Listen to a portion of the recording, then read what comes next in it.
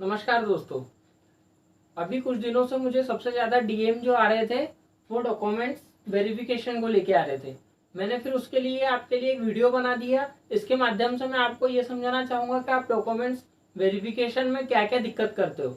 Documents verification एक अलग चीज़ होती है। मैंने जो पॉइंट डाला है वो डॉक्यूमेंट्स अपडेट है, यानी आपको डॉक्यूमेंट्स वेरिफिकेशन में जो मिस्टेक नहीं होना चाहिए उसके लिए आपको डॉक्यूमेंट्स को किस तरीके से अपडेट रखना है और कहाँ से बनवाना है, आपको इसके लिए किस चीज का शिकार नहीं होना है, उस चीज को मैंने इसके अंदर आपको बताया है।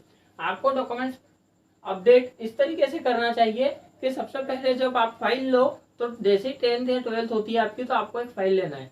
और जब आप फाइल लो तो उसका जो फर्स्ट वाला पन्ना रहता है उसके अंदर एक बॉक्स बना हुआ रहता है, यानी एक अलग से लिफाफे टाइप बॉक्स आता है। उसमें आपको Aadhaar card, PAN card, voter ID card रखना है, ड्राइविंग लाइसेंस, आयुष्मान कार्ड, ये सब छोटे सामान आपको फर्स्ट वाले बॉक्स में रखना है। और जो पहला पन्ना रहता है उसमें 10th और 12th की मार्कशीट रखना है। फिर उसके बाद में जो सेकंड वाला पन्ना रहता है, अगर किसी का ग्रेजुएशन कंप्लीट हो गया तो वो ग्रेजुएशन की मार्कशीट रख देगा, तीनों को एक साथ 2 पन्ने कंप्लीट हो गए। फिर जो थर्ड वाला पन्ना रहेगा उसमें आय जाति निवासी रख देगा। फिर जो फोर्थ वाला पन्ना रहेगा उसमें हितग्राही कार्ड, फिर उसके बाद में आपका समग्र आईडी कार्ड, ये रख देगा। तो 4 या 5 पन्नों में आपके बेसिक 50 से 60% तक के डॉक्यूमेंट्स केवल 4 पन्नों में आ जाएंगे, जो कि आपको सिस्टम से by the way line to line जमे हुए मिलेंगे। आपको डॉक्यूमेंट्स को अपडेट करने के लिए देखिए अभी क्या हो रहा है, बच्चों के जाति प्रमाण पत्र, आय प्रमाण पत्र और निवासी प्रमाण पत्र। इसके अंदर जाति प्रमाण पत्र और आय प्रमाण पत्र दो ऐसी चीज है जो एक बार बनाओ और हर 3 साल के अंदर रिमूव करवाओ, ऐसा चल रहा था। बट पिछले साल से यानी 2023-24 से ऐसा हो रहा है कि कॉलेजों के अंदर जब एमपी टास्क के अंदर आप स्कॉलरशिप के लिए फॉर्म भर रहे हो तो कॉलेज वाले आपको जिस ईयर में, जैसे आपका 2023 में फर्स्ट ईयर है कॉलेज का, तो वो बोल रहे हैं कि 2023 का ही आप आय प्रमाण पत्र लगाओ। तो उसके लिए ऐसा होता है कि आपका इसमें फर्स्ट ईयर है तो उनको स्कॉलरशिप डालने में दिक्कत नहीं होती, तो वो उनकी सुविधा के लिए 2023 में अगर आपका एडमिशन हुआ है तो 2023 का आय प्रमाण पत्र मांग रहे हैं, 2024 में एडमिशन हुआ है तो 2024 का आय प्रमाण पत्र मांग रहे हैं। तो उसके लिए अगर आपके आय प्रमाण पत्र के ऊपर अगर डेट अगर आपकी 3 साल से पहले रिमूव होने के जो 3 साल से पहले अगर डेट बची है तो भी आपको रिमूव करवा के और फिर स्कॉलरशिप का फॉर्म डालने लगा रहे हैं और फिर उसकी कॉपी कॉलेज में जमा करने लगा रहे।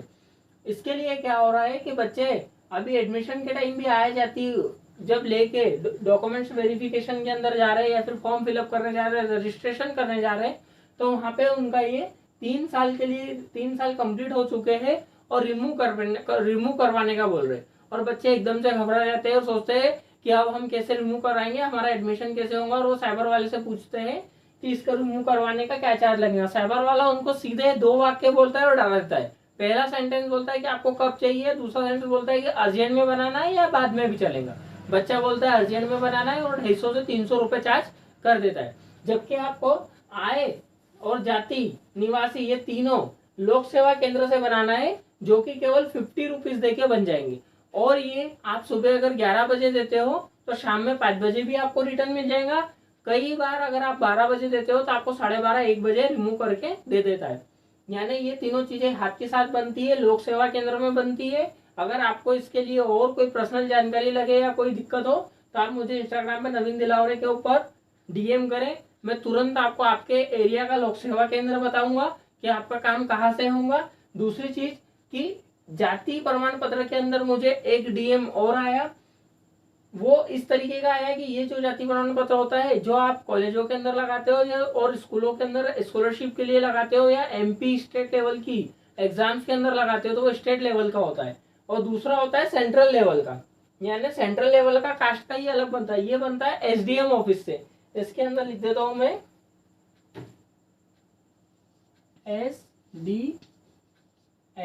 SDM office. एसडीएम ऑफिस से बनता है।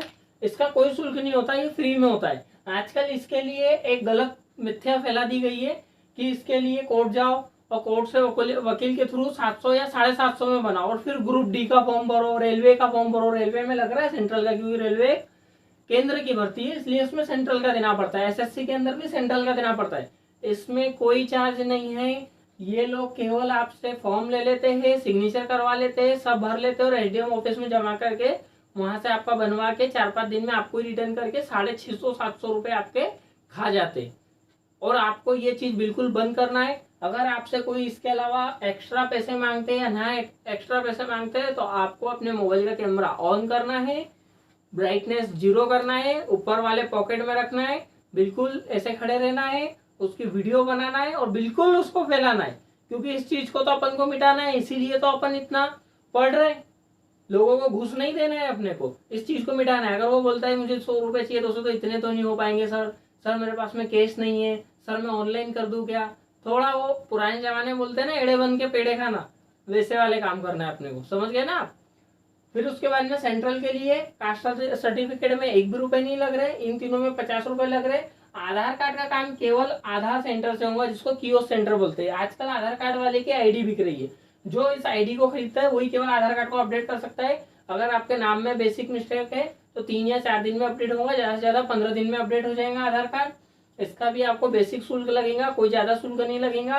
अगर आपको इसमें भी कोई दिक्कत होती है तो इंस्टाग्राम पे आप डीएम करके पूछ सकते हैं। समग्र आईडी और आधार कार्ड दोनों के अंदर आपका वही नाम होना चाहिए जो आपकी 10th की मार्कशीट में, 10th की मार्कशीट में जो नाम आया है सेम वही आधार कार्ड और समग्र आईडी में आना चाहिए, और सारे डॉक्यूमेंट्स में वही नाम आना चाहिए।